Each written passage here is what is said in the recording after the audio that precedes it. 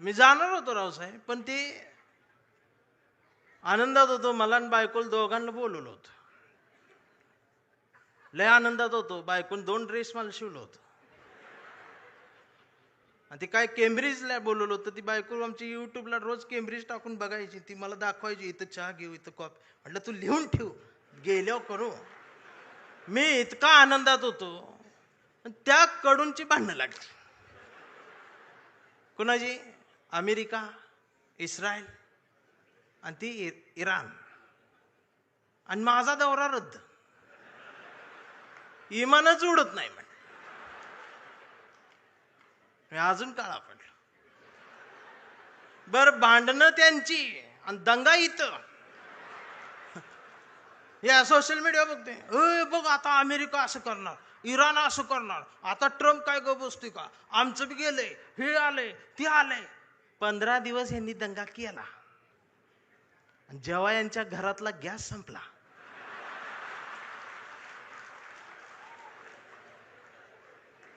त्यावेळेला बीकॉम झालेली बायको पहिल्यांदाच चुलीजवळ आली.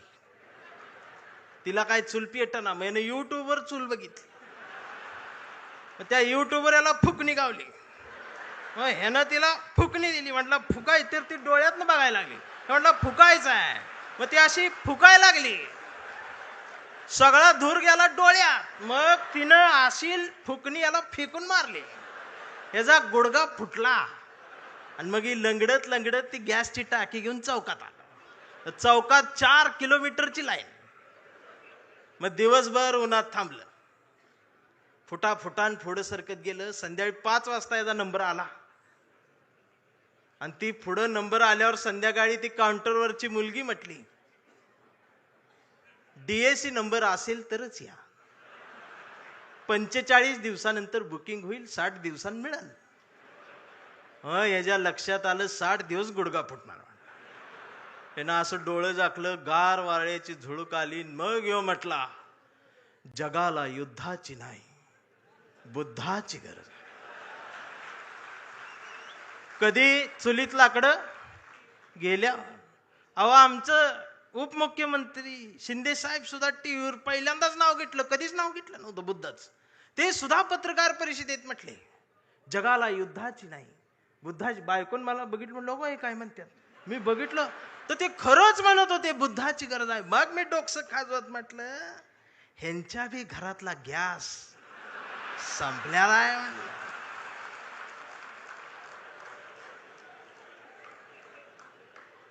साधना आहे त्यासाठी. एक दिवस तुमच्या घरातल्या अब्रूला हात घालल ना, त्यावेळेला तुम्हाला आमच्या आठवणी येतील.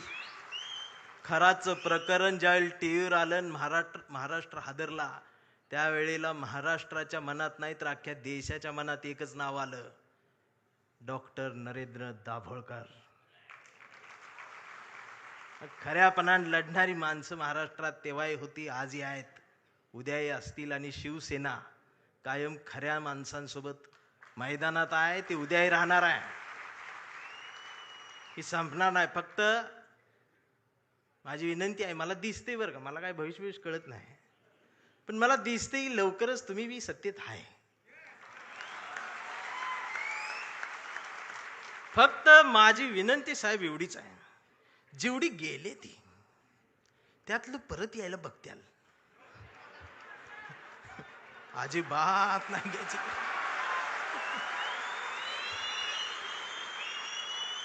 पाया पडतेली येऊन. त्यांचं दुःख आहे हो, त्यांना तुम्ही शिव्या देऊ नका. मला माहित आहे, दररोज उद्घाटन करतात, दररोज सत्कार करतात, पण घरी गेल्यावर दार लावून रडतात. हे मग तर मलाच माहित आहे. दार लावून साहेबांचं नाव घेऊन रडतात. मी म्हणतोय त्यांना, मी येऊ खांदा द्यायला नको. मी काय भीत नाही, सत्तेला भीत नाही, पण मी एवढा आहे, मी माझी कविता घेऊन आलोय. पाखरांच्या चोची मधला घास व्हावी कविता, पहिला आणि शेवटचा श्वास व्हावी कविता, कोसळावेत थेंब भुईत मातीचा वास व्हावी कविता, उगवावा पिंपळ, एक प्रवास व्हावी कविता, त्याच पिंपळाच्या सावलीला मानवतेचे गीत गाणारी बुद्ध व्हावी कविता, मी करावे पाखरांच्या हवाली तिला, मग शुद्ध व्हावी कविता, हिंदूंच्या कंठामध्ये सलाम अलिकम सलाम व्हावी कविता, मुस्लिमांच्या भाळावरचा नाम व्हावी कविता, मंदिर मशीद बांधणाऱ्यांच्या कपाळाचा घाम व्हावी कविता, इंद्रायणीत तरलेला तुकाराम व्हावी कविता, आणि या देशाच्या मातीत विज्ञान पेरणारी अब्दुल कलाम ही व्हावी कविता.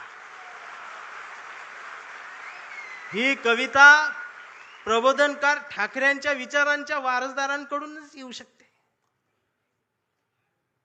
आमच्या लक्षात येत नाही. आम्ही कुणाजवळ जाऊन बसावं आणि कुठून उठून जावं, ह्याला ज्याला जमलं त्यालाच आयुष्य कळलं. जाणारच आहे ना एकदा तरी. काय राहणार आहे तुमचं? अख्ख्या महाराष्ट्राच्या मनावर राज्य करणारा, हृदयाच्या कप्प्यात बंद झालेला आमचा अजितदादा सारखा नेता अचानक गेलाच ना. काय नेलं सोबत? आणि दादा गेल्या दिवशी दुसऱ्या दिवशी कुटुंब शपथा घेत होतं पण मंत्रीपदाच्या. हा विनोद नाही, हा विनोद नाही, ही वेदना आहे, पर्याय नाही. काय राहते आमचं? आज कितीतरी अधिकारी भ्रष्टाचारात हे आहेत ते आहेत. समोर एखादं वंचित पिचलेलं येतं ना, त्याच्यासाठी कुणाचाच फोन येत नाही, त्याच्यासाठी कुणीच फोन करत नाही, त्याच्यासाठी कुणीच दबाव टाकत नाही. जर अधिकाऱ्यांनो तुम्ही फक्त त्याला बसवून पाणी प्यायला दिलं आणि कुणाचाच फोन न येतात जर त्याचं काम केलं ना, तर संध्याकाळी स्वाभिमानाची झोप लागते. याचा विसर पडला म्हणून बाळासाहेब ठाकरेंना कुंचला सोडून हे बोट उचलावं लागलं. प्रत्येक काळात बाळासाहेब कुठे येणार आहेत? त्यांचे विचार आहेत, आम्हाला ते घ्यायचं आहे. 40-50 वर्षापूर्वीचा जो शिवसैनिकाचा दरारा होता ना, तो दरारा पाहिजे मला परत मुंबईत आल्यावर. आवाज पाहिजे, त्याची नजर पाहिजे. छत्रपती शिवाजी महाराज, त्यांचं नाव घेऊन राजकारण. किती उंचीचा पुतळा, यावर तुमचं प्रेम. ती बी वाऱ्यान पडते आणि मग ती तुकडे होऊन पडतात आणि मग ही आमची लगेच रडते. महाराज, पुतळ्यात महाराजांना बघायची सवय लागली. हेच झालं ना आमच्या महापुरुषांच्या बाबतीत. अगदी 4-5 वर्षाસુધી महाराष्ट्रात सकाळ आली, शुभ शिव सकाळ, भगवा झेंडा आला असा. मी डोकसं खाजवत म्हटले, ही सकाळ कुठं आली? म्हणजे आता महाराज येणार, उठा, आपली सकाळ झाली. मी कुणाला तरी चिडवण्यासाठी होती. मग दुसऱ्यानं बघितलं, ते म्हटलं त्यांची झाली, आपली कधी? हे म्हटलं कर आपली. मग निळा झेंडा, शुभ भीम सकाळ, 11 वाजता. शिव सकाळ, भीम सकाळ, शिव सकाळ, भीम सकाळ. मग तिसरा एक जागा झाला, म्हटलं आमची घ्या, पिवळा झेंडा, शुभ लहू सकाळ. या सकाळ आल्या कारण महापुरुषांच्या पुतळ्याजवळ मेंढरांची गर्दी वाढली. ही पुतळ्याजवळ वाढलेली मेंढरांची गर्दी जोपर्यंत पुस्तकांजवळ, विचारांजवळ येणार नाही, तोपर्यंत ह्यांना काय कळणार आहे? रात्रीचे 1:30 वाजता आमदार शिव्या देते फोन करून त्या प्रकाशकाला. मी ऐकली ती ऐकली. 8 मिनिटात 36 शिव्या आहेत.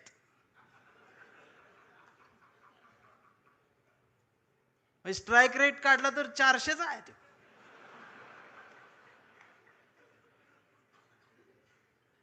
मला त्याचं वाईट नाही वाटलं, पण त्यांच्या घरी त्यांच्या मिसेस आहेत, आई आहे, मुलगी आहे, ही नीट बोलत असेल. आणि बाळासाहेब असते तर मातोश्रीवर बोलवून 400च्या स्ट्राईक रेटनं. बाळासाहेब नसले काय झालं? तुमच्या मनगटात तो विचार आहे ना, तो स्वाभिमान जिवंतच ठेवा. एक गरज आहे. आणि खरं सांगू आदित्य दादा, गावगाड्यावर, शहराच्या चौकात, झोपड्यांमध्ये एक हुंदका आहे, एक हंबरडा आहे, जो राम कृष्ण हरी माऊली म्हणत एखाद्या नव्या ठाकरेची वाट बघत बसलाय.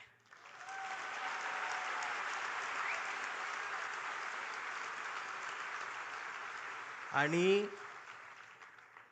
ती पोकळी भरून काढण्याचं काम, भरीव काम आता तुम्ही करायला सुरुवात करावी. हा शिवसैनिकासोबत माझ्यातला भीमसैनिक सुद्धा तुमच्यासाठी मैदानात उतरणार. कुठपर्यंत आम्ही एकमेकांशी भांडत बसायचं? जर शिवाजीनगर मधून समतेचा आणि मैत्रीचा हात, जर माझ्यासाठी दोस्तीचा हात येत असेल, तर आंबेडकर नगर मधून माझा सुद्धा हात मैत्रीचा तुमच्यासाठी पुढे यायला पाहिजे. आणि हा देश संविधानाचा आहे ना, मी हिरव्यांचा आहे, निळ्याचा आहे, ना मी भगव्याचा आहे. मी भगव्याचा आहे. कुठल्या भगव्याचा? मी वारकऱ्यांच्या भगव्याचा आहे. मी बाळासाहेबांनी शिवसैनिकांच्या हातात जो भगवा दिलाय, मी त्या भगव्याचा आहे. मी तो भगवा घेऊन आलोय, पण त्याच्या सोबत मी या देशाचा तिरंगा सुद्धा आज घेऊन आलोय. आणि मला काय करायचं ते करा. या देशाच्या संविधानाला आणि तिरंग्याला जरी साधं नख लागायचा प्रयत्न जर कोणी केला, तर माझा ह्यो काळा रंग तुमच्यात मिसळून जाईल. आता ही भाषाच कळत नाही यांना, वैचारिकपणच राहिलं नाही. राऊत साहेब लगेच मारतेत, अंगावरच येते, शाईच टाकायला देश आहे. परवा एका कार्यक्रम सुरू करायच्या आधी ती DYSP माझ्याकडे आली, म्हटले भाषण करू नका. म्हटलं काय झालं? काही संघटना तुमच्यावर शाई टाकायला. मी म्हटलं मी लय लांब आलोय, करू देते. बाजूला ते कॉन्स्टेबल बघत होत माझ्यावर, ते हसायला लागलं मला बघून. म्हटलं काय झालं, का हसताय? तर म्हटले तुमचं तोंड काळ करणार आहे. मी म्हटलं साहेब बोलू दे 2 मिनिटं. तर ते म्हटले तुमच्या रिस्कवर बोलणार का? मी म्हटलं अहो आम्ही जन्माला येतानाच आमच्या रिस्कवर आलोय.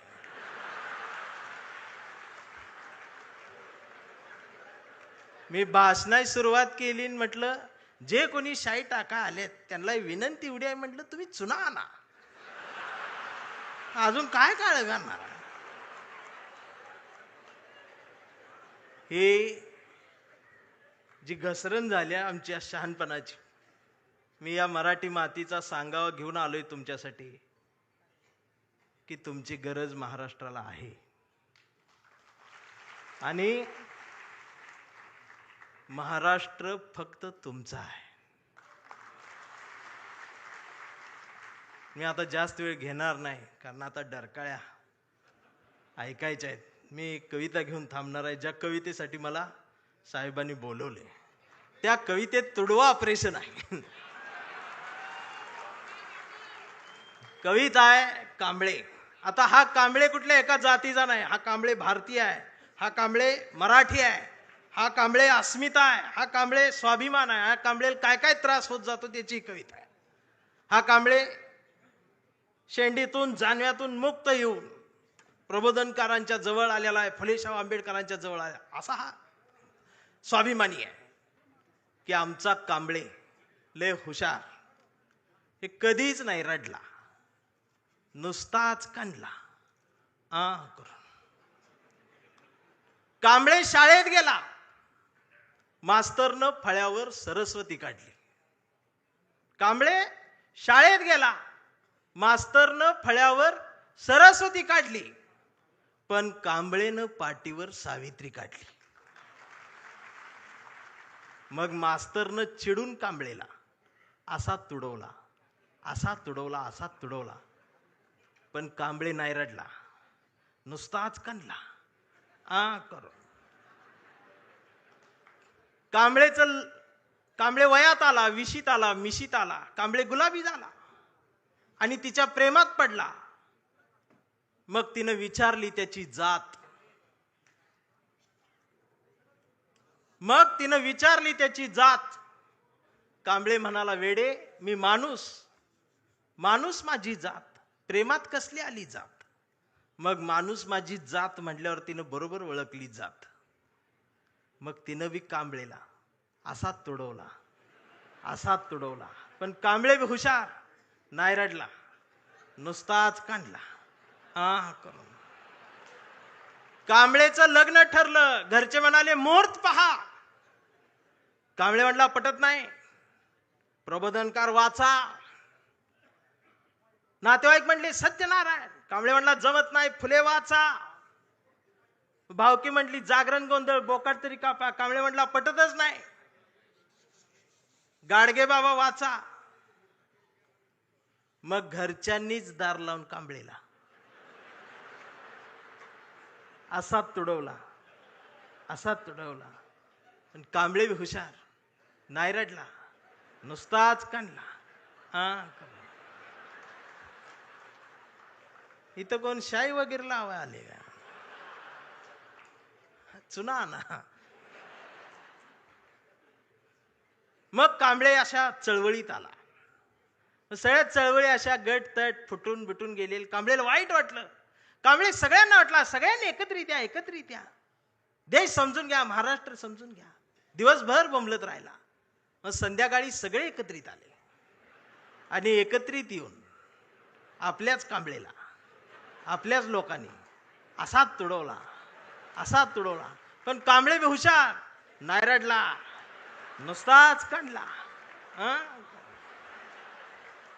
आणि आता कांबळे शिवसैनिक झाला.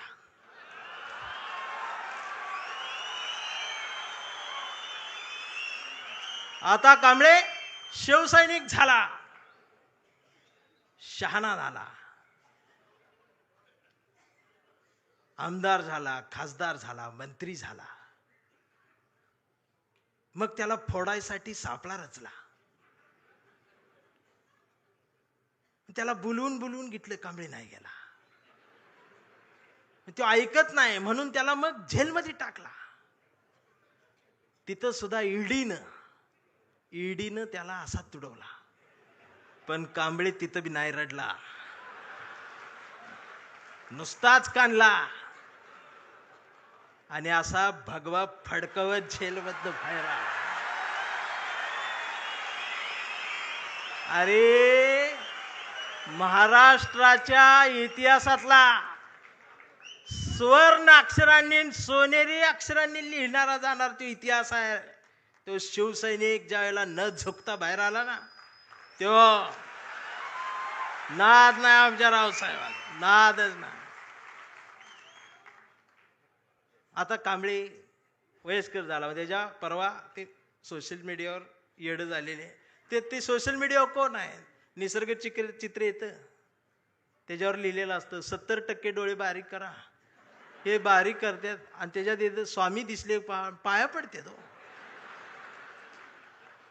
70% डोळे बारीक करून स्वामी बघणाऱ्यांची जमात वाढली साहेब.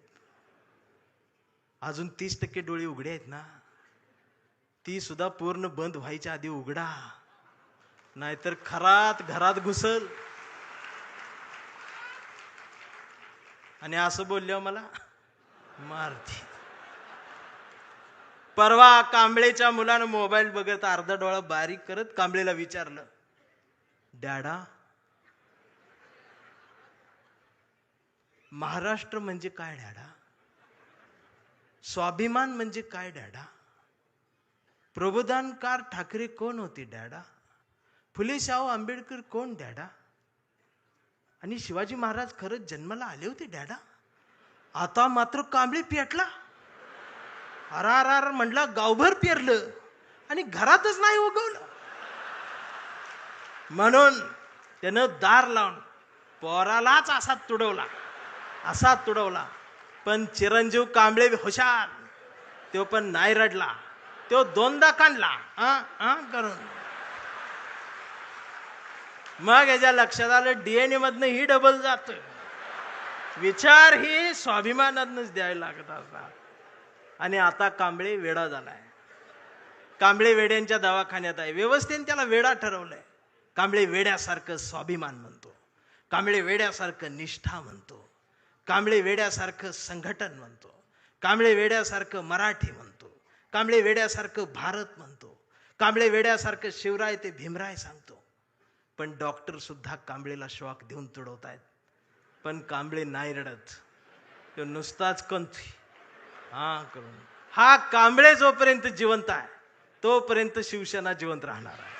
हा कांबळे जोपर्यंत जिवंत आहे तोपर्यंत बाळासाहेब ठाकरे, फुले, शाहू आंबेडकरी, मराठी माती, मराठी माणूस जिवंत राहणार आहे. एवढाच सांगावं घेऊन आलो होतो. जागर राहावा, दिवसा बी जागर राहावा, रात्री बी जागर राहावा. आणि पुन्हा तो दरारा मला पाहिजे. आणि आदित्य दादा, माझ्या कवठीमंकाळच्या मातीचं तुम्हाला सांगणं आहे की आता तुम्ही या मैदानात, म्हणजे तुम्ही तसं मैदानात आहेच, या माय मराठी मातीत ब्रँड म्हटलं जातं ना, ब्रँड, त्या ब्रँडला म्हणते शिवसैनिक, ओरिजिनल शिवसैनिक.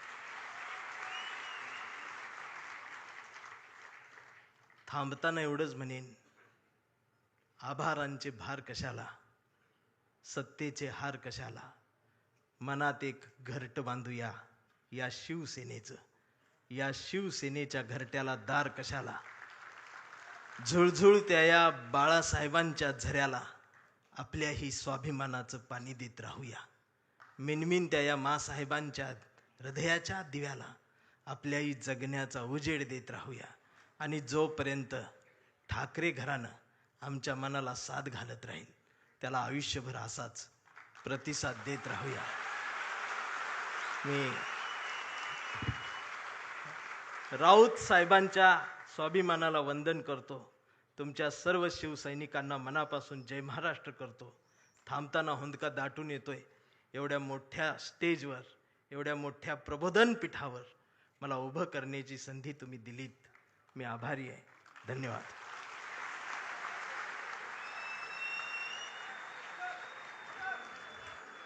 धन्यवाद चंदन शिवेजी. आता काही वेळात आपण संघटनात्मक कार्यक्रमाला सुरुवात करणार आहोत.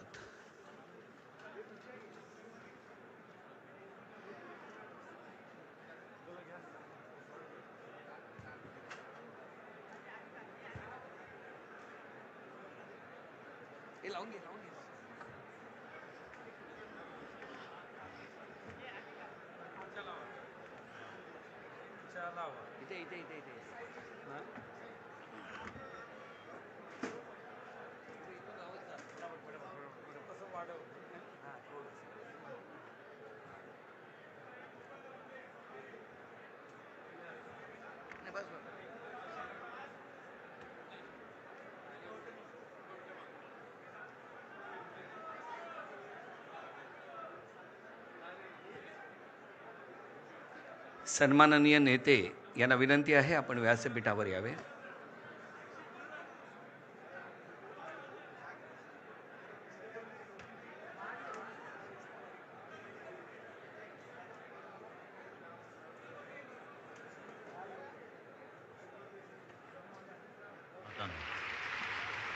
आज एकच निर्णय घेऊन उठायचा आपल्याला. एकच निर्णय की कोणी काही केलं तरी मात्र आम्ही आणि आमच्या रक्तामध्ये सळसळणारा भगवा रंग कधीही कुठे कुठे फिका पडू देणार नाही.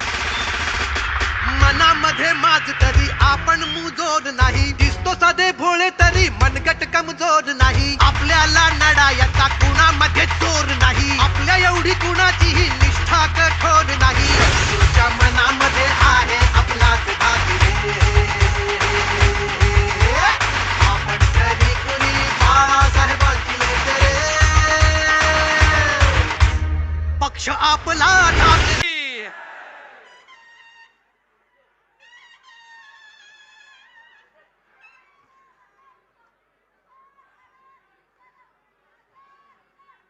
सर्व प्रतिमांचं पूजन कैलासवासी प्रबोधनकार ठाकरे वंदनीय हिंदू हृदय सम्राट शिवसेना प्रमुख बाळासाहेब ठाकरे, स्वर्गीय महासाहेब,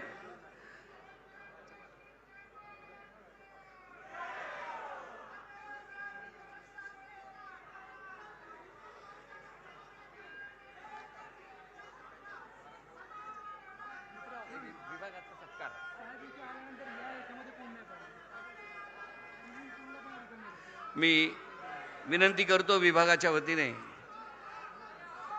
पक्षप्रमुख उद्धवसाहेब ठाकरे यांचा सत्कार आणि शिवसेना नेते युवासेना प्रमुख आदित्यजी ठाकरे यांचाही सत्कार.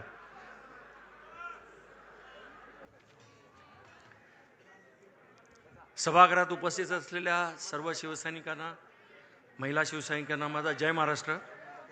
आपण जसं आता आदेश बांदेकर साहेबांनी सांगितलं त्याप्रमाणे 23 जानेवारी 26ला ह्याच सभागृहामध्ये घोषणा करण्यात आली होती की इम्पोर्ट एक्सपोर्ट लॉजिस्टिक्सचा कोर्स आपण इथे चालू करतो म्हणून. आणि त्यानंतर 21 मार्च रोजी शिवसेना भवनमध्ये उद्धव साहेबांच्या हस्ते या कार्यक्रमाची सुरुवात झाली, त्याचं उद्घाटन झालं आणि 35 लोकांना निवडण्यात आलं होतं.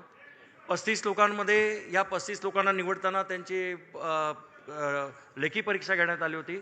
लेखी परीक्षेनंतर त्यांची तोंडी परीक्षा घेतल्यानंतर या 35 लोकांचा कोर्स चालू झाला आणि या 2 महिने यांना लेक्चर्स दिल्यानंतर 21 दिवसाचं त्यांना ऑन जॉब ट्रेनिंग, म्हणजे ज्याला आपण इंडस्ट्रियल व्हिजिटही म्हणतो त्याप्रमाणे त्यांना ते 21 दिवसाचं ट्रेनिंग दिल्यानंतर हा संपूर्ण कोर्स केल्यानंतर पुन्हा त्यांच्या लेखी परीक्षा झाल्या आणि लेखी परीक्षेमध्ये पास झालेल्यांना आज आपण इथे त्यांनामुळे मला सांगायला आनंद होतो की 35 मधल्या जवळजवळ 29 मुलांनी परीक्षा दिल्या होत्या आणि 29 मुलांनी हा कोर्स, हा संपूर्ण 3 महिन्याचा संपूर्ण हा कोर्स यशस्वीरित्या पूर्ण केलेला आहे आणि आपली पहिली बॅच ह्याच्यामधनं आपण तयार केलेली आहे.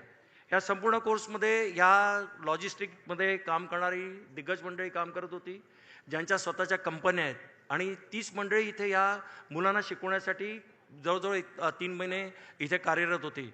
या 3 महिन्यामध्ये या लोकांनी त्यांना प्रशिक्षण तर दिलंच आणि हे प्रशिक्षण देणारी ही जी मंडळी आहे त्यांच्यात जवळजवळ ह्या ज्या कंपन्या आहेत, यांच्या मालकीच्या ज्या कंपन्या आहेत, जवळजवळ 3 पिढ्या चालवलेल्या असलेल्या ह्या कंपन्यांचे मालक हे आहेत.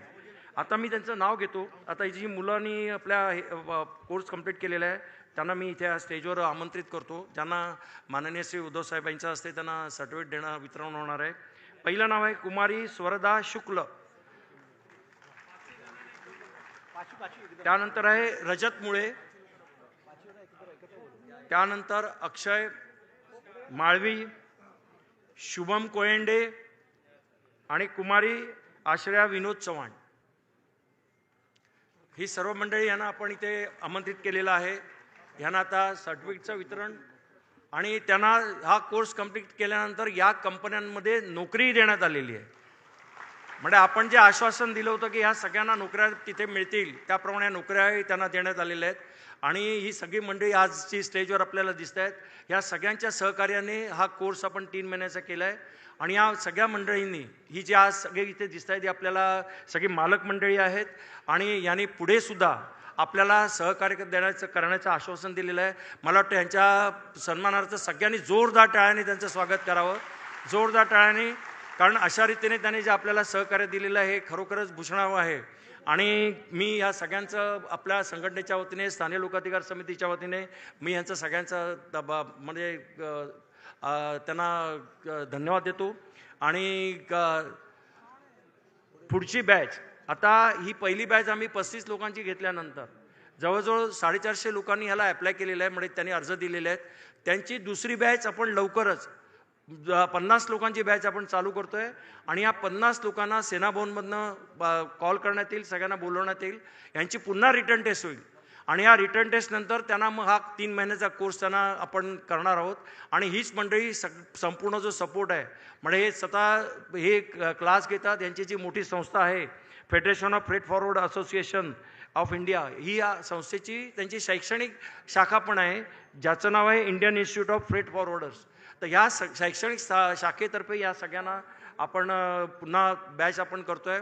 या सगळ्यांना पुन्हा कॉल जातील, या मुलांना बोलवलं जाईल आणि 50 जणांची बॅच पुन्हा शिवसेना भवनमध्ये आपण करणार आहोत आणि हीच मंडळी ह्या सगळ्या कोर्ससाठी आपल्याला सहकार्य करणार आहेत. मी आता सगळ्यांची नावं घेतो.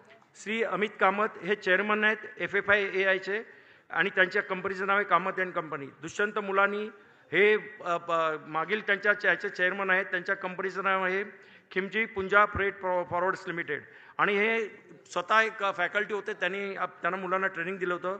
श्री सुदीप डे हे ऑनररी सेक्रेटरी FFIचे आहेत आणि हे खास कलकत्त्यावरून इथे आलेले आहेत. सुदीप डे, जोरदार टाळ्यांनी त्यांचं स्वागत करा. खास आपल्या कार्यक्रमासाठी ते कलकत्त्यावरून उपस्थित राहिलेले आहेत. त्यानंतर आहेत Tej contractor, president IIFF, managing director of Mayursi logistic company, Shri Shantanu Bhadkamkar adviser FFI आणि हे स्वतः मॅनेजिंग डायरेक्टर आहेत ATC global logistic limited. Shri Samir Shah adviser FFI आणि हा कोर्स त्यांनी डिझाईन जो संपूर्ण 2 महिन्याचा कोर्स आहे तो त्यांनी डिझाईन केला होता. श्री शंकर शिंदे ॲडवायझर FFI हे आहेत आणि यांच्या कंपनीचं नाव आहे global express multi logistics private limited. Shri Shankar Haldankar उर्फ नाना हळदणकर यांनी इनिशिएटिव्ह घेऊन म्हणजे मनोहर पटाये आणि श्री नाना हळदणकर यांनी संपूर्ण इनिशिएटिव्ह घेऊन आणि कोऑर्डिनेट करून हा कोर्स आपल्याला त्यांनी केलेला आहे. त्यांचंही जोरदार टाळ्यांनी स्वागत करूया. त्याचप्रमाणे आहेत श्री विनायक अपराज, त्यांच्या कंपनीचं नाव आहे वरद लॉजिस्टिक्स. मंगेश कांबळे यांच्या कंपनीचं नाव आहे Omkar clearing. Ganpat Belnekar clearing and forwarding agency. Shri Kiran Rambia Shah brothers.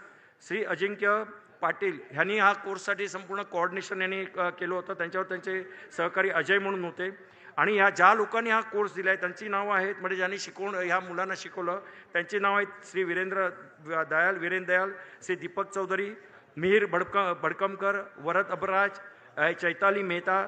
त्यानंतर काळे लॉजिस्टिक्सच्या वतीने त्यांचे लोक आले होते आणि काही ज्या ओनर कंपन्या आलेल्या आहेत त्या सगळ्यांचं मी इथे आपल्या वतीने पुन्हा एकदा जोरदार स्वागत करतो. सचिन नाईक यांचं नाव आहे, ते इथे आलेले आहेत. तर सगळ्यांचं पुन्हा एकदा मी आपल्या वतीने आणि आपल्या संपूर्ण संघटनेच्या वतीने मी त्यांचा आभार व्यक्त करतो. धन्यवाद.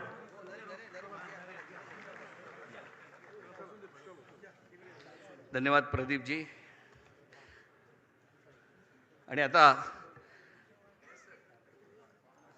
आपण 2026 ते 2028 करता प्राथमिक सदस्य नोंदणीचा शुभारंभ करणार आहोत. बरं, ओके, ठीक आहे.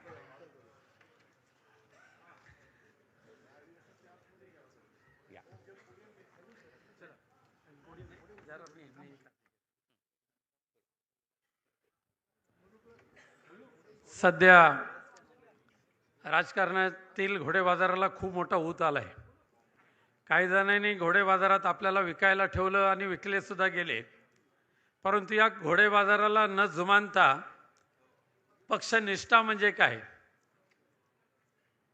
नेतृत्वाला साथ देण्याचं म्हणजे काय, याचं ज्वलंत उदाहरण शिवसेनेच्या 4 मावळ्यांनी दाखवून दिलेलं आहे. आणि ह्या 4 मावळ्यांवर शाबासकीची थाप मारण्याची विनंती मी पक्षप्रमुख माननीय उद्धवजी ठाकरे साहेबांना करणारच आहे. त्याच्यामध्ये पहिले जे आपले मावळे आहेत या सगळ्यांना पूर्ण उरत आहेत ते आपल्या सर्वांचे लाडके खासदार संजय राऊत साहेब यांना शाल आणि पुष्पगुच्छ देऊन त्यांचं कौतुक पार पाडून ह्या गद्दारांना धडा शिकवण्याचं निश्चय ज्याने केलेलं आहे ते खासदार अनिल देसाई.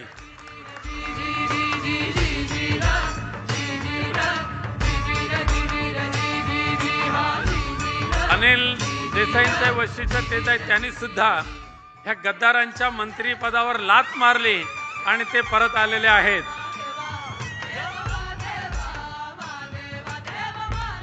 आणि आता चौथे जे आहेत त्यांचं नाव मला सांगण्याची आवश्यकता आहे असं मला वाटत नाही.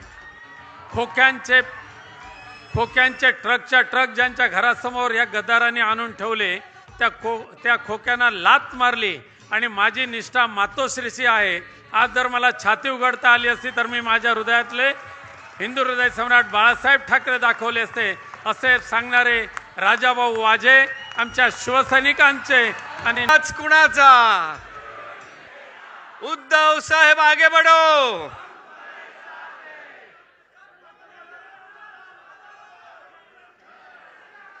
प्रत्येक शिवसैनिकाच्या डोळ्यातलं पाणी बरंच काही सांगून जात आहे, निष्ठा काय असते ते. आणि आता ज्यांचे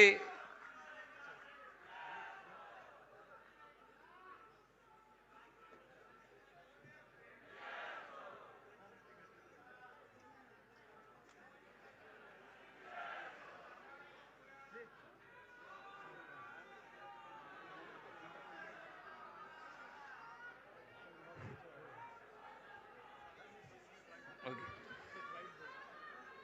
2026 ते 28 करता प्राथमिक सदस्य नोंदणीचा आज शुभारंभ होतोय. पक्षप्रमुख आदरणीय उद्धवसाहेब ठाकरे यांच्या स्वाक्षरीने आणि त्यांच्या शुभ हस्ते.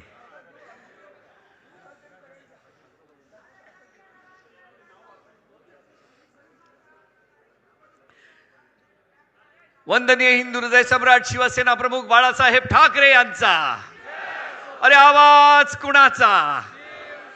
पक्षप्रमुख आदरणीय उद्धव साहेब ठाकरे आगे बढ़ो.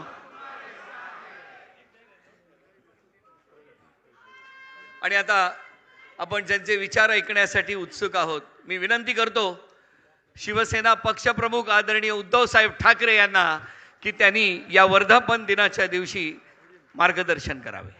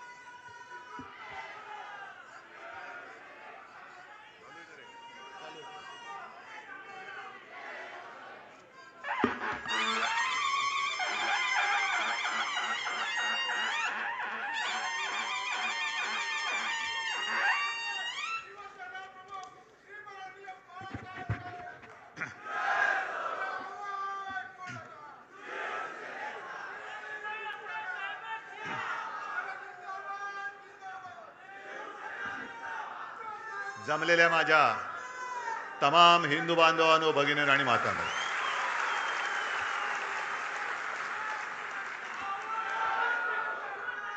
आज शिवसेनेचा 60वा वर्धापन दिन आहे. आणि 60वा वर्धापन दिन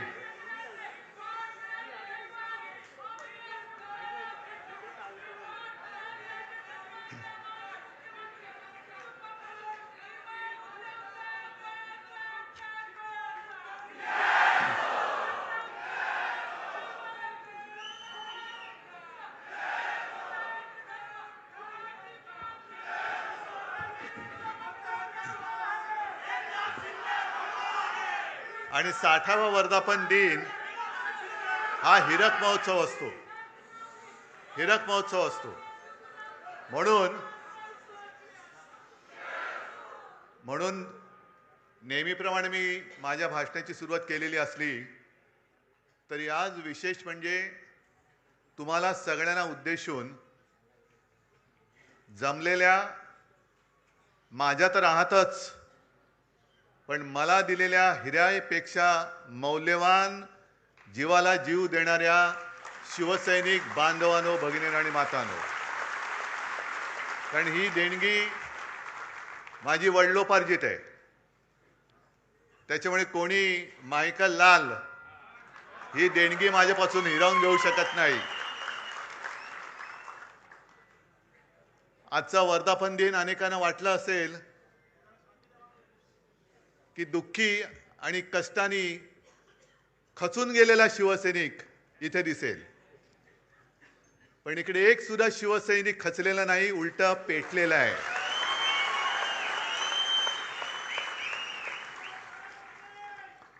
आणि त्या कांबळेला कसा तुडवला पुढचं तुम्हाला माहिती आहे. कारण अनेक जण मला सांगतात की उद्धवजी आता तरी आदेश द्या. म्हटलं आदेश बाळासाहेब कधीच देऊन गेलेत.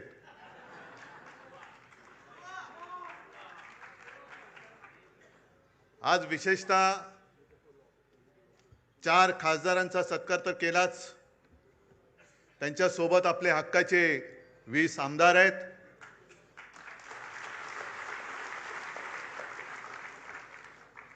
तुमच्यामध्ये बसलेले अनेक नगरसेवक आहेत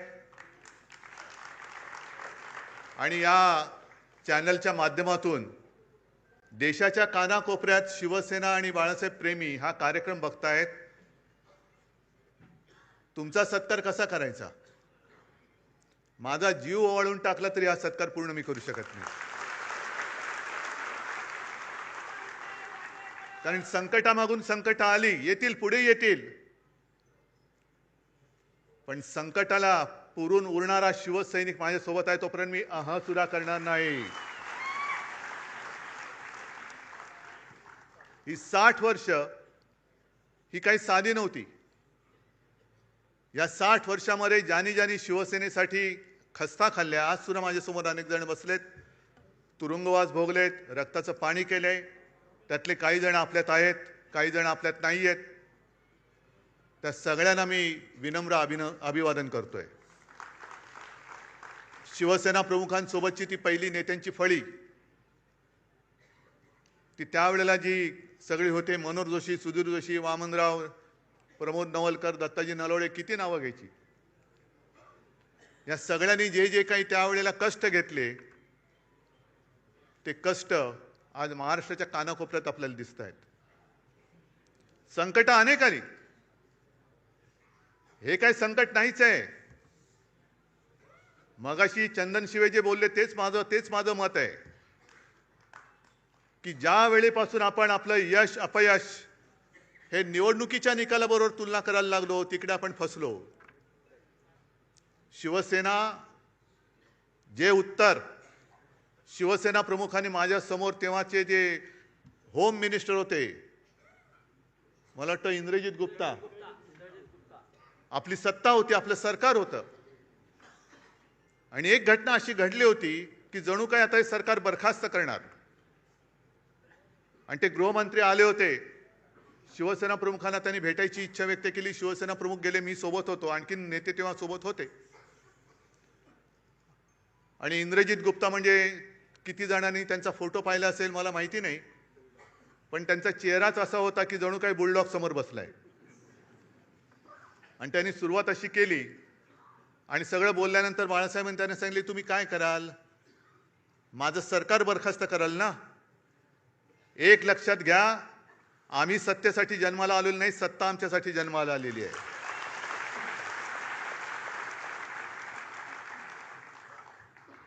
आणि 60 वर्ष त्याच्यामध्ये आणीबाणी सुद्धा आली.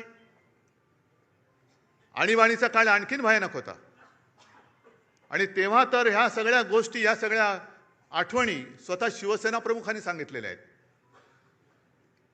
की त्याही वेळेला रजनी पटेल म्हणजे आज जे आहेत त्यांच्याच राज्याचा हा शिवसेनेच्या मुळावर उठला होता. आणि त्यांनी शिवसेना प्रमुखांनी एक पत्र लिहून दिलं होतं आणि सांगितलं होतं की याच्यावर सही करा, सही नाही केली तर तुम्ही आतमध्ये जाल. आणि ते पत्र असं होतं की जणू काही शिवसेना ही काँग्रेसमध्ये विलीन करा. जे आज बोंबलत बसलेत ना, आम्हाला वाटलं शिवसेना काँग्रेसमध्ये विलीन करणार. अरे 30 वर्ष भाजपसोबत राहून भाजपात नाही विलीन झालो तर काँग्रेसमध्ये कोण विलीन होणार?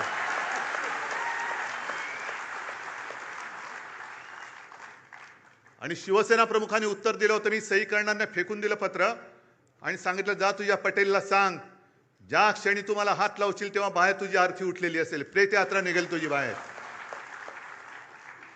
या सगळ्या संकटाला तोंड देत देत देत आपण इथपर्यंत आलेलो आहोत. कारण काही सांगतायत. शिवसेना म्हणे काँग्रेसमध्ये विलीन होण्याची आम्हाला भीती वाटली. अरे मला भीती वाटते महाराष्ट्र भाजप आता मिंदेसेनेत विलीन होईल. कारण एक भाजपवाला मला सांगत होता की उद्धवजी काय दिवस आलेत आमच्यावर, आम्ही शिवसेनेसोबत भाजपा गावागावात पोहोचवण्यासाठी घरदार विसरून मेहनत केली, पण आता हे उपरे आमच्या डोक्यावरती बसलेत. आणि म्हणे काय सांगावं, दिल्लीतनं उद्या आदेश येईल, जा मिंदेची दाढी खाजवा. मिंदेचं म्हटलं नको, एवढं पुरेसं आहे, कळलं मला पुढचं काय ते, आम्हाला खाजवावी लागते दाढी. ही अशी वेळ आली.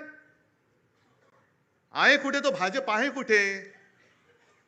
आज भाजपकडे संसदेत 2/3 मेजॉरिटी अजिबात नाहीये.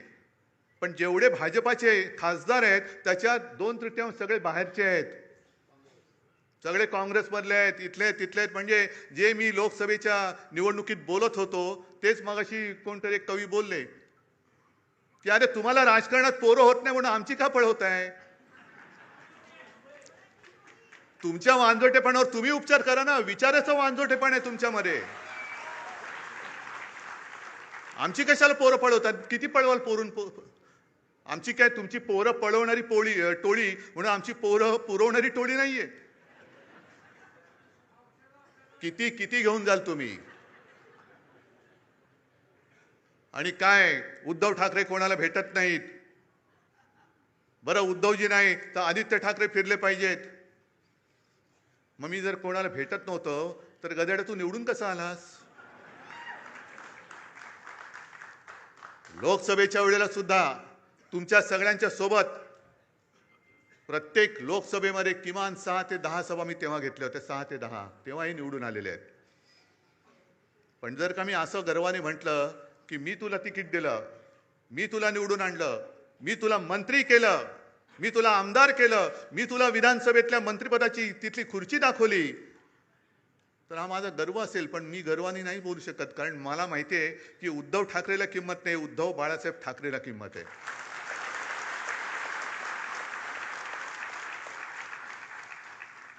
आणि याचं भान मला आहे.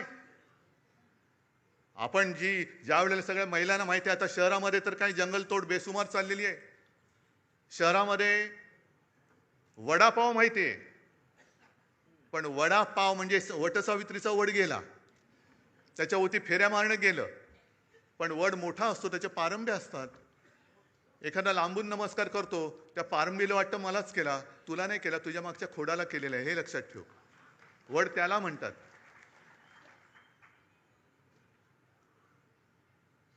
आणि मातोश्रीवरती शिंतोडे उडवत आहेत. मला कळत नाही ही कुठली अवलाद. म्हणजे ज्या शिवसेना प्रमुखांनी मराठी माणसाच्या आणि हिंदूंच्या रक्तामध्ये स्वाभिमान रुजवला, त्या रक्तामध्ये हे भेसळ कुठून आणली? ही कोणाची अवलाद आहे? ते तर कळतंय, दुसऱ्याचे बाप चोरावं लागतायत. कारण मला आठवत आहे की शिवसेनेची जेव्हा स्थापना झाली तो क्षण आजही माझ्या डोळ्यासमोर आहे. आणि त्या क्षणाचे आता साक्षीदार 2-3 कदाचित मी, चंदू मामा असे 2-3 राहिलो असू. मी अनेकदा सांगितलेलं आहे की तुमच्या सगळ्यांपेक्षा सगळ्यात ज्येष्ठ शिवसैनिक मी आहे. कारण शिवसेनेच्या स्थापनेचा नारळ हा माझ्यासमोर फुटलेला आहे आणि त्यातनं उडालेले तुषारे माझ्या अंगावरती उडालेले आहेत. नाही, तुम्ही त्या क्षणाला तिकडे हजर नव्हतात. खरसीकर बोलतात मी होतो म्हणून. मी तेव्हा तिकडे हजर होतो आणि ते तुषार माझ्या अंगावरती उडाले. मी मागेही बोललोय की मला कल्पना नव्हती की ते उडालेले तुषार मला एवढं भिजवून टाकतील. ती पूर्ण शिवसेनेची जबाबदारी माझ्या खांद्यावर येईल. तिथपासून मी शिवसेनेची वाटचाल बघतोय. कसे कसे शिवसैनिक मोठे झाले, कसे त्यावेळेला कसं सगळ्यांच्या एक पायाकडे हात लावला तर आता कोणाला कळणार नाही. कटकट्या असायचा, माहितीये कोणाला? काय? रामपुरी. आणि ते हे आमचा टाइमपास तोच. आम्ही शाळेतली मुलं सगळे लालबाग परळ, तेव्हा परेल नव्हतं, परळ होतं. शिवसैनिक यायचे आणि तेच सुरक्षा कवच. आणि कुठून कुठून दुसरीकडनं पण सगळे शिवसैनिक यायचे. आणि मग प्रत्येक जण दाखवायचा, बघा माझा 8 काठ्याचा आहे. म्हणजे त्याला टक टक टक टक टक 8 आवाज यायचा, 11 काठ्याचा, असे सगळे ते होतं. आणि ते बघत बघत आम्ही लहानाचे मोठे झालो. तेव्हाच्या सगळ्या मारामाऱ्या एकतर म्हणजे म्हणतात ना, एक तू तरी राहशील तरी नाही तर मी तर राहीन, तशा त्या मारामाऱ्या व्हायच्या. गँग वॉर, हे तसं गँग वॉर. आत्ता जसं मध्ये झालं होतं तसं गँग वॉर नाही. वाड्यांची फाईट, सोडा वॉटरच्या बाटल्या, दगडफेक वगैरे सगळं तिथून बघत बघत बघत आता जे सुरू झालंय ते सगळं काय त्याला म्हणतात, ट्रोलिंग. म्हणजे घर बसल्या शिव्या द्यायचं. पण या सगळ्यांना मला एक सांगायचंय की मातोश्रीवरती जे जळतायत, ठाकरे कुटुंबियांवरती जे जळतायत, त्यांना ठाकरे कुटुंबाने काय काय भोगलंय, काय काय सोसलंय याची जरा तरी माहिती आहे का, कल्पना आहे का? आहे आपण बोलताना बोलतो की हा महाराष्ट्र छत्रपती शिवाजी महाराज, शाहू फुले, आंबेडकर, सावित्रीबाई फुले यांचा आहेच. पण शिवाजी महाराजांच्या वेळेला सुद्धा गद्दार होतेच. शाहू फुले, आंबेडकर सगळ्यांना त्रास झालाय.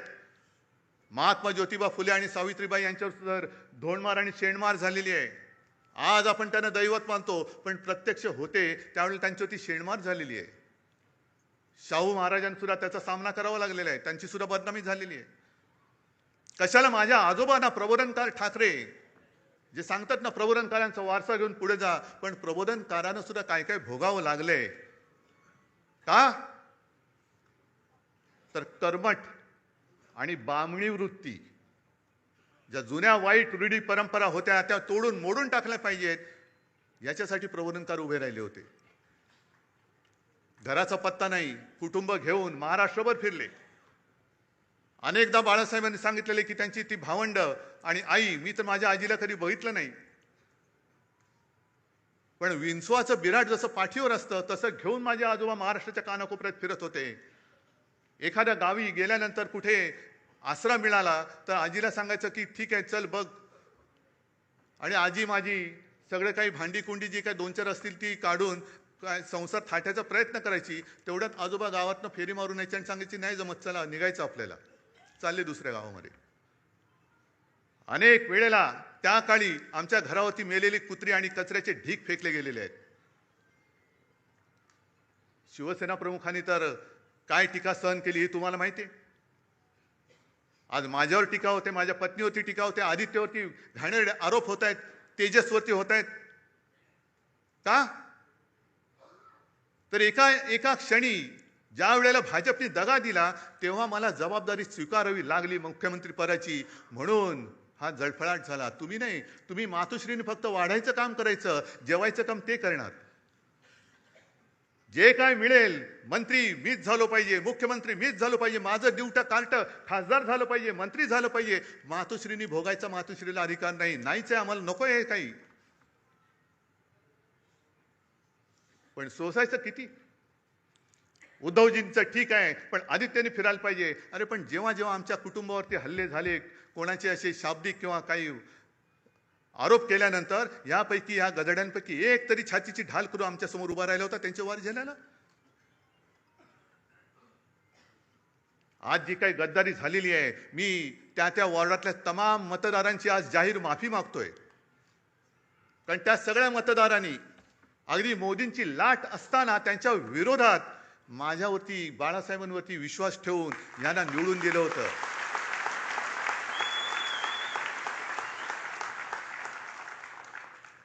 जे आम्हाला डिवचलं जात होतं की तुमची मोदींच्या चेहऱ्यावरती खासदार निवडून आलेत, मोदींचा चेहरा न वापरता आपल्या शिवसेनेचे 9 खासदार डौलाने निवडून आले होते. काही थोडक्यात गेले. एक तरी इथली तर सीट चोरलीच. कुठे होते मोदी? आणि त्याच्यानंतर म्हणजे तेव्हा भाजपचे 20 पेक्षा जास्त खासदार ते पण 9 झाले. आणि आज परत फोडाफोडी कशासाठी फोडताय? काय मिळवायचंय काय तुम्हाला? म्हणजे सत्ता पिपासू किती व्हायचं? सरदार वल्लभभाई पटेलांनी मराठवाड्यामध्ये पोलीस कारवाई केली, ती का केली होती? रजाकारांना घालवण्यासाठी आणि तो प्रांत आपल्या देशात आणण्यासाठी म्हणून पोलीस कारवाई केली होती. आणि यांनी काय केलं? 2-2.5 लाख सीमा सुरक्षा दल घुसवलं. कुठे घुसवलं? बंगालमध्ये एका महिलेला हरवण्यासाठी निवडणूक आणि स्वतःचा पक्ष जिंकण्यासाठी देशाचं सुरक्षा दल तुम्ही वापरता.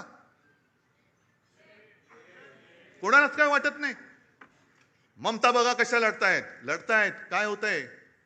हारल्यानंतर किती देशामध्ये प्रतिक्रिया उमटली. 2.25-2.5 लाख फौज जर तुम्ही निवडणूक जिंकण्यासाठी वापरत असाल, स्वतःच्या पक्षासाठी वापरत असाल, तर मणिपूरमध्ये का नाही घुसवत? अजून 12 वर्ष होऊन गेली. पाकव्याप्त काश्मीरमध्ये अजून का नाही घुसवली? चला उद्या घुसवा, शिवसेना तुम्हाला जाहीर पाठिंबा देते.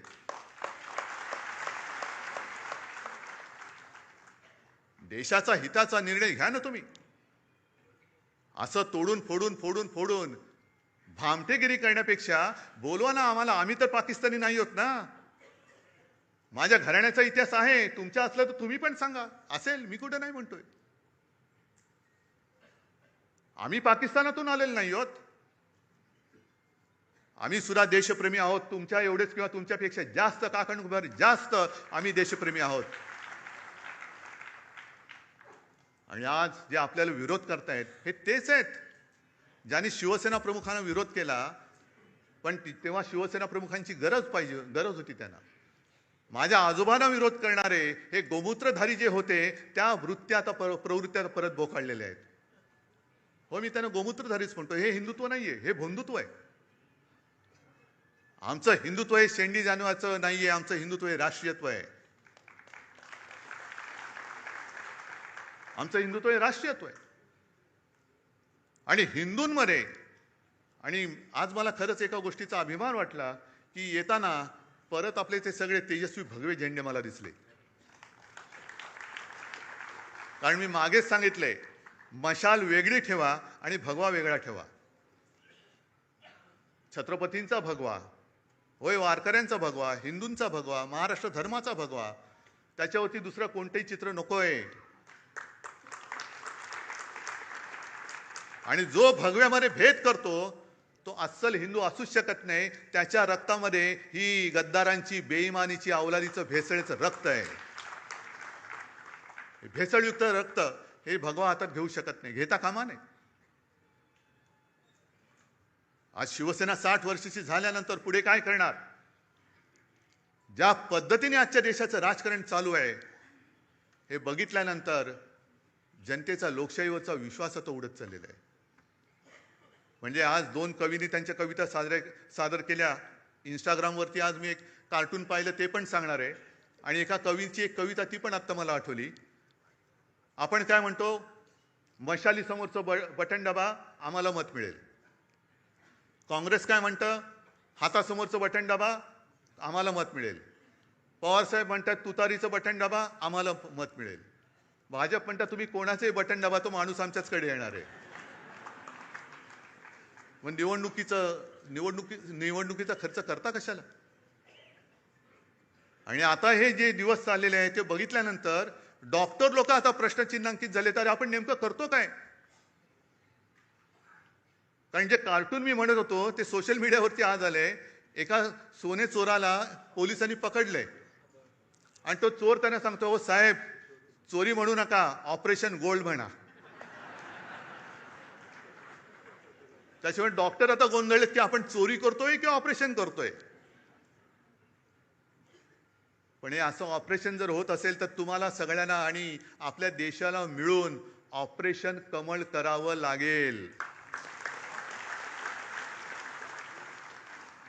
हा लोकशाहीचा धोका आहे. लोकशाहीला हा धोका आहे. देश असंच जर का चालत राहिलं तर देश अराजकाच्या दिशेने चाललेला आहे. ही मला वाटणारी भीती आहे. मी भाकीत करणारा नाहीये.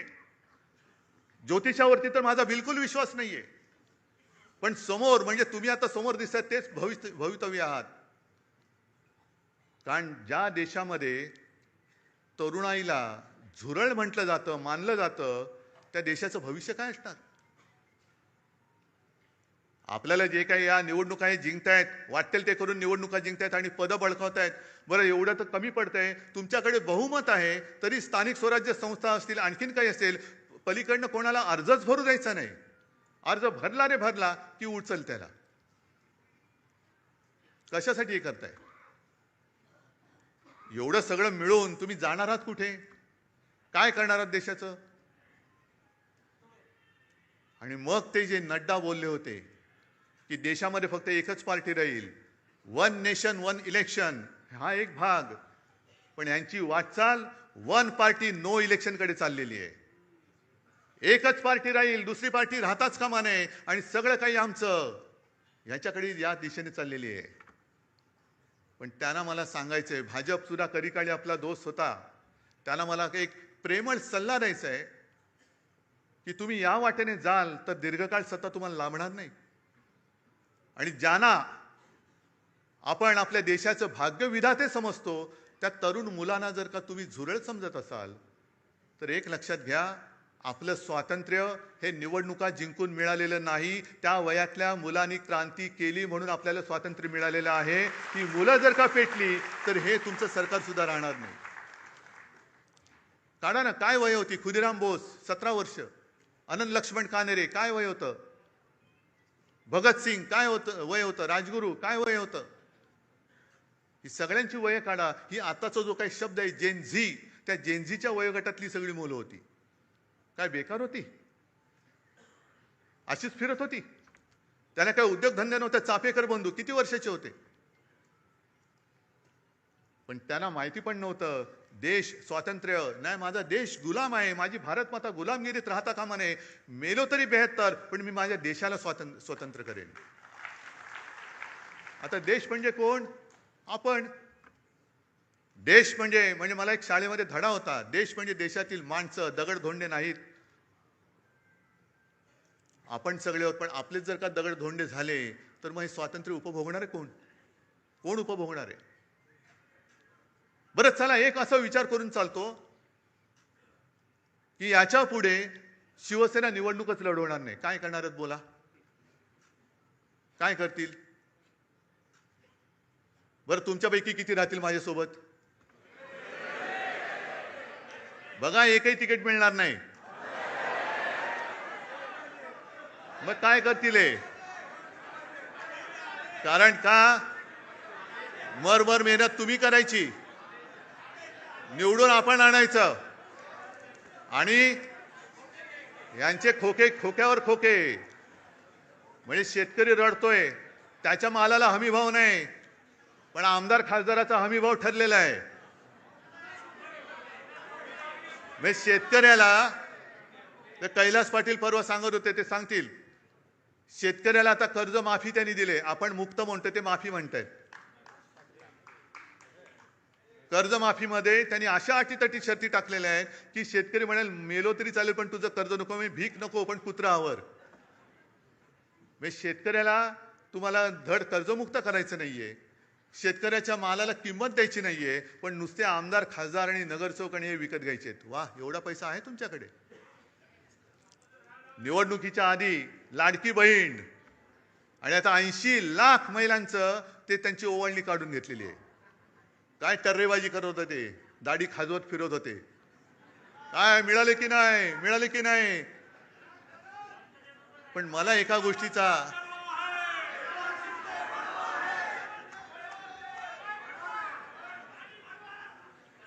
गोष्टीचं थोडं वैषम्य वाटतं की अरे मेहनत तुम्ही केले ना, मत तुम्ही दिले ना, मग जाब विचारण्याचा अधिकार तुम्ही का सोडताय?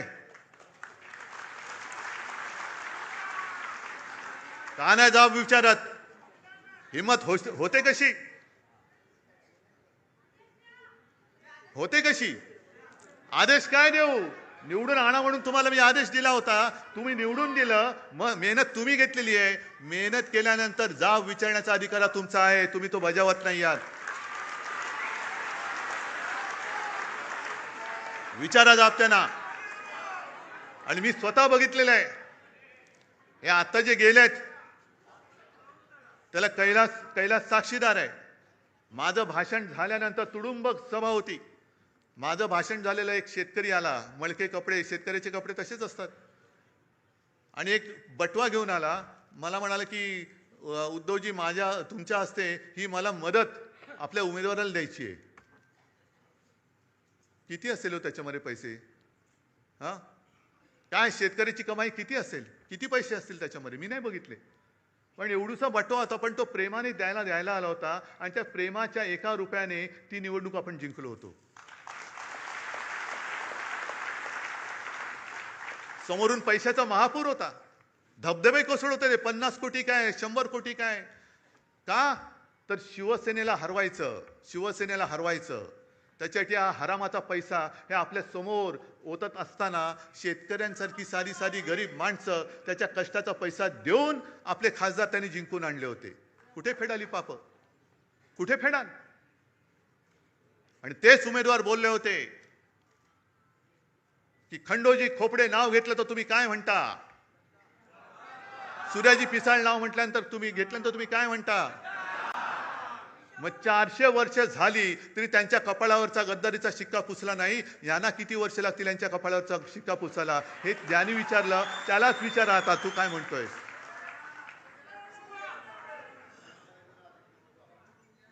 तुम्ही महाराष्ट्राचा विश्वासघात करता. अरे त्यावेळेला आपल्या महाराष्ट्राने तो त्यांचा अश्वमेध अडवला होता. हा पराक्रम महाराष्ट्राने केलेला आहे. त्याही वेळेला काँग्रेस सोबत होतीच ना. काँग्रेसच्या नेत्यांच्या सभा तुम्हाला हव्या होत्याच ना. आज एकदम तुम्हाला वाटायला लागलं की शिवसेना काँग्रेसमध्ये विलीन होईल. शिवसेना विलीन होण्यासाठी आलेली नाहीये, तर शिवसेना ही मराठी माणसाच्या आणि हिंदुत्वाच्या रक्षणासाठी आणि न्याय हक्काच्या लढ्यासाठी जन्माला आलेली आहे. आणि मग काँग्रेसचा विषय काढलाच आहात तर तेही तुम्हाला सांगतो, काँग्रेसने सुद्धा आपल्याला छळलंच नाही, म्हणतच नाही मी. आपलं अर्ध्याहून अधिक आयुष्य हे काँग्रेस बरोबरच्या दुश्मनीमध्ये, राजकीय वैरामध्ये गेलेलं आहे. अगदी टोकाचं वैर, अगदी काय तिखट टीका आपण केलेली आहे. आणि टीका कोणासाठी केली? भाजप सोबत होता आपल्या म्हणून, भाजपसाठी म्हणून. काही वेळेला त्यांचे वार शिवसेना प्रमुखांनी त्यांच्या अंगावरती घेतलेले आहेत. बाबरी पाडल्यानंतर हे सगळे भाजपवाले पळून गेले होते पाय लावून पार्श्व बघायला, तेव्हा शिवसेना प्रमुख फक्त उभे राहिले होते. कोणासाठी उभे राहिले होते? कोणावरचं संकट त्याने आपल्यावर घेतलं होतं? या सगळ्या गोष्टी तुम्ही विसरून गेलात. अगदी बाबरी पाडल्यानंतर सुद्धा आरोपी नंबर 1 का 2 हे आपले हिंदू हृदय सम्राट होते. मला वाटतं 1 नंबर अडवाणी, 2 नंबर शिवसेना प्रमुख. लखनौ कोर्टात पण जावं लागलं होतं. सीबीआयची चौकशी झाली, पण बाळासाहेबांनी त्यांनी सीबीआयने तिकडे नाही बोलवलं. सीबीआयचे अधिकारी व्यवस्थित येऊन आदबीने शिवसेना प्रमुखांना विचारून गेले होते. काँग्रेसने सुद्धा आपली माणसं फोडली. काही माणसं आपण काढून टाकली होती ती त्यांनी घेतली. पण कधीही काँग्रेसने त्याच्यापैकी कोणालाही मुख्यमंत्री केला नव्हता. मुख्यमंत्री कुठे होता? कधी काँग्रेसने आपल्याला छळलं असं छळलेलं नव्हतं. कधीही काँग्रेसने मातोश्रीवरती डोळे असे हावरटासारखे उगारून बघितलेले नव्हते. पण आज भाजपा शिवसेना मुळासकट उखडून टाकायला निघालेला आहे. मातोश्रीला बदनाम करायला निघालेला आहे. हा फरक आहे. आणि ही संस्कृती, भले काँग्रेस कोण असेल ती असेल, पण तुमच्या हिंदुत्वापेक्षा काँग्रेस त्यांच्या शब्दाला जागलेली आहे. ज्या मातोश्रीने, ज्या बाळासाहेबांनी, कोण तुम्ही असाल, तडीपार होतात, कशासाठी तडीपार झाला माहिती नाही, आपला वाचव याला. तुम्ही काय केलंय, काही का असे नाही, असू दे त्याला, बसू दे त्याला. हे सगळं बाळासाहेबांनी सोसलं, भोगलं. त्याची फळं तुम्ही आम्हाला दाखवताय. राजकारण हे एवढं गढूळ कधीच झालेलं नव्हतं. खरं म्हणजे राजकारणामध्ये 2 माणसं इकडे तिकडे गेली, 4 माणसं, हे ठीक आहे, पण पक्ष तुम्ही संपवायला निघालेला आहात. ज्या पक्षाने तुमचं बोट धरलं नसतं, तर तुम्हाला कोणी ओळखलं नसतं, तुम्ही तिथेच त्याच वेळेला गाडले गेला असतात, त्यांना तुम्ही आज संपवायला निघालात. बरं, आज मी आणखीन मुद्दामून एक हे ऐकवतोय. हे आता जे त्यांचं चाललेलं आहे सगळं, की टू थर्ड हे कायदेतज्ञ उल्हास बापट, की 2/3 लोकांची संमती असावी लागते, या मुद्द्याचा आधार घेतला जातोय. पण तो अर्धवट आधार घेतला जातोय. आता 10व्या शेड्यूलमध्ये असं म्हटलेलं आहे की जर का एखाद्या सदस्याने आपणून पक्ष सोडला तर तो डिस्क्वालिफाय होतो या 10व्या शेड्यूल खाली. आणि मग 4थ्या पॅराग्राफमध्ये लिहिलंय की यातनं कोण कोण वाचू शकतं, तर पक्षाने जर का विलिनीकरण केलं आणि त्याला 2/3 सदस्यांनी जर का संमती दिली तर ते वाचतात. म्हणजे निर्णय जो आहे मर्जरचा तो पक्षाने घ्यायचा. या 6 लोकांकडे तो मर्जरचा निर्णय नाहीये. हे त्या तिकिटावर निवडून आलेले, तो पक्ष नाहीये, पक्ष वेगळा आहे. त्यामुळे इथे निर्णय जो आहे तो उद्धव ठाकरेंनी घ्यायचा आहे. आणि मग जर का 2/3 असतील तर ते वाचतील. तर आता याच्यावर सुप्रीम कोर्टाने आतापर्यंत 4 वर्ष हा खटला पडू नये, अजून सुप्रीम कोर्टाने याच्यावर निर्णय दिलेला नाही. मला तर काही वेळा असं वाटतं की इतक्या उदात्त हेतूने हा अँटी डिफेक्शन लॉ केला होता 85 साली, की ही जी संसदीय लोकशाही आहे त्याचा आत्माच मुळी पक्ष पद्धती आहे. तर ती निकोप ठेवायची असेल तर पक्षांतर बंदी कायदा पाहिजे म्हणून हा केला. त्याचं इतकं विकृतीकरण गेल्या काही दिवसांमध्ये केलंय 4 वर्षामध्ये, आणि सुप्रीम कोर्ट गप्प बसलंय. तर मला तर काही वेळा असं वाटतं राज्यघटना शिकवणारा म्हणून की या विकृतीकरणाला सगळ्यात जास्त कोणी जबाबदार असेल तर सुप्रीम कोर्टच जबाबदार आहे.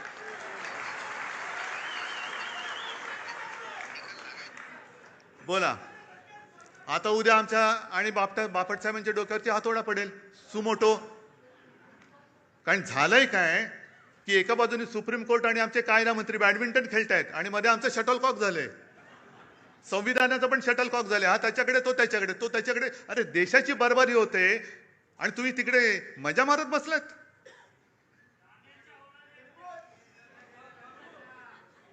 पण आता विचार सगळ्यांनी केला पाहिजे, केवळ शिवसेनेने नाहीये. हा विषय शिवसेनेचा नाहीये. का शिवसेना पाहिजे, एक तर शिवसेना हवी आहे की नकोय, हा विचार सगळ्यांनी करा. महाराष्ट्राने केला पाहिजे. आज सुद्धा मी जेव्हा जातो म्हणजे अगदी ठीक आहे, मी जिल्हा परिषद निवडणुकीला नाही फिरलो कोणी. याचं कारण मला स्थानिक नेते उभे राहिले पाहिजेत. त्यांच्या जीवावरती तुम्ही शिवसेनेची धुरा ही स्थानिक पातळीवर तरी सोपवणार आहात की नाही? का प्रत्येक वेळेला आपले पंतप्रधान येतात, अगदी दूध संघाच्या निवडणुकीला सुद्धा भाई और बहनो. मग माझे स्थानिक लोक आहेत कुठे? बरं तुम्ही खासदार आहात, तुम्ही आमदार आहात, अरे करा ना निवडणूक, लढवा.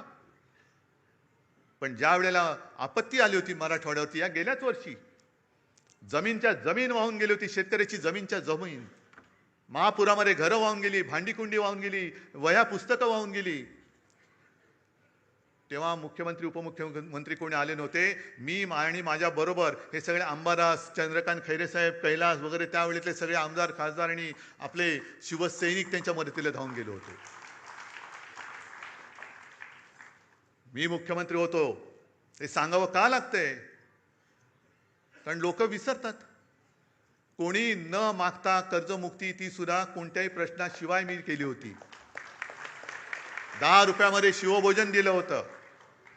आणि करोनामध्ये काय केलं होतं हे तुम्हाला माहिती आहे. आणखीन आमच्या घराण्याचा जो इतिहास आहे तो एक सांगायचा राहिला. कारण प्रबोधनकारांपर्यंत तुम्हाला सगळ्यांना माहिती आहे. प्रबोधनकारांचे वडील सीताराम ठाकरे कोणालाच माहिती नाही आहेत. माहिती असतील कसे? कारण जसा करोना आला होता तसं त्यावेळेला प्लेग आला होता. आणि तेव्हा आमचं घराणं हे पनवेलमध्ये राहायचं. आणि प्लेग म्हणजे काय? लागला की गेला. म्हणजे कोणाला गाठ आली का गेलाच. आणि त्याच वेळेला मग ते रँड वगैरे ते सगळं झालं, ते पुण्यामध्ये, ते तिकडे. पण मृतदेह वाहून न्यायला कोणाची तयारी नव्हती, हिंमत होत नव्हती. तेव्हा प्रबोधनकारांचे वडील सीताराम ठाकरे आणि त्यांच्या सगळ्या मित्रमंडळींनी हे मृतदेह वाहण्याचं काम केलं आणि त्याच्यात प्लेग घेऊन ते गेले. आहे कोणाचा असा घराण्याचा इतिहास? आमच्या अंगावर येते येता.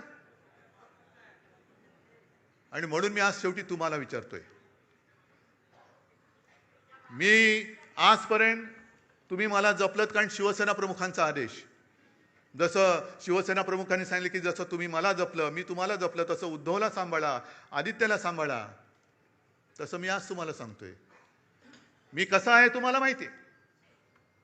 माझ्या माणसाने माझ्यावरती बोट दाखवलं तर एक क्षण सुद्धा मी राहणार नाही तिकडे. आणि म्हणून मी मुख्यमंत्री पद सोडलं आणि वर्षा सोडून मातोश्रीला गेलो.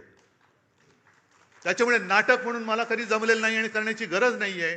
मला जर का काही पाहिजे असतं तर आज सुद्धा मी विनासायास विधान परिषदेमध्ये टिकोजीरावासारखं जाऊन बसलो असतो, पण मी नाही गेलो.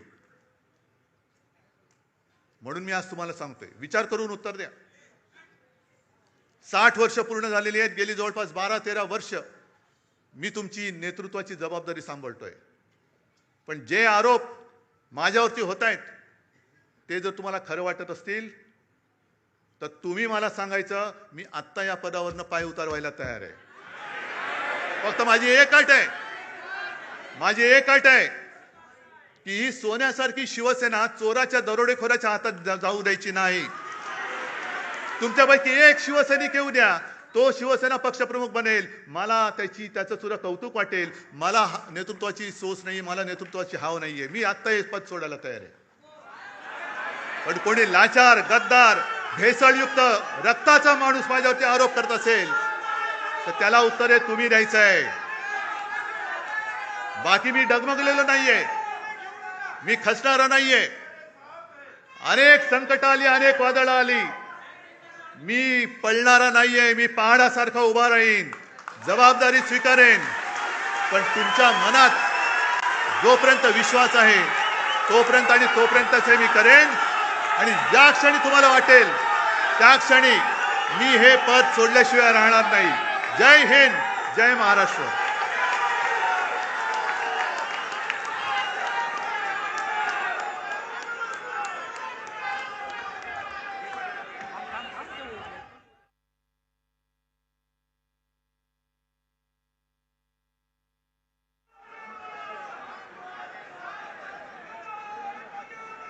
मी विनंती करतो,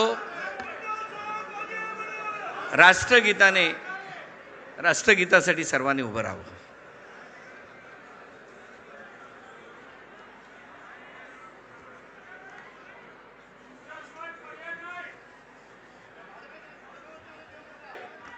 मला साध्या आमचे नेते उद्धवजी ठाकरे, आमचे नेते, अरे आमचे नेते उद्धवजी ठाकरे, आगे बढ़ो.